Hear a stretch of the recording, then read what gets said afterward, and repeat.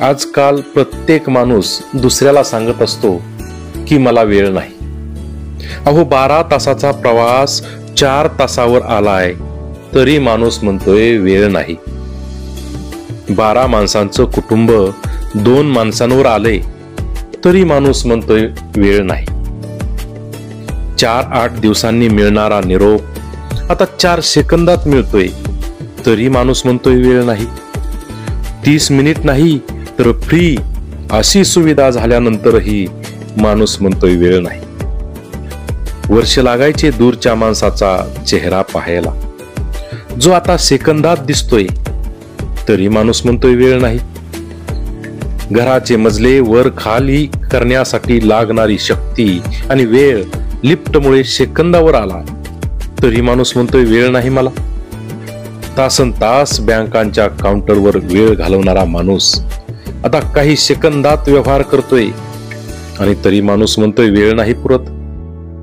काही आठवड्याचा कालावधी लागणाऱ्या आरोग्य तपासण्या आता काही तासात होतात तरी देखील वेळ नसल्याची तक्रार करत आहे माणूस.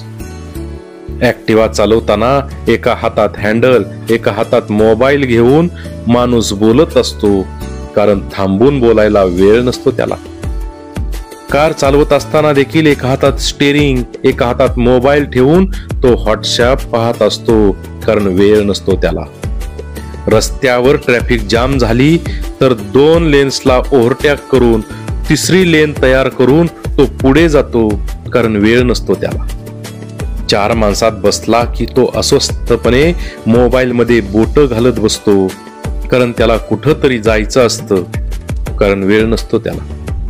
एकटा असला की तो निवांतच असतो, पण समोर कोणी येताच त्याची चलबिचल होते, कारण वेळ नसतो त्याला. IPL साठी वेळ आहे, चित्रपटांसाठी वेळ आहे, टाइमपास करण्यासाठी वेळ आहे, सटर फटर कार्यक्रमांसाठी वेळ आहे, पण स्वतःसाठी वेळ नसतो त्याला. वेळ आणि जीवनात सुलभता यावी म्हणून अविरत काम करणारा माणूस वेळ नाही म्हणून कांगावा करतोय, पण 24 तासाचं गणित अजून तेवढंच आहे. मग वेळ नाही म्हणणारा माणूस वेळ का मारतोय यावर जरूर विचार करा आणि आवडल्यास शेअरही करा. धन्यवाद.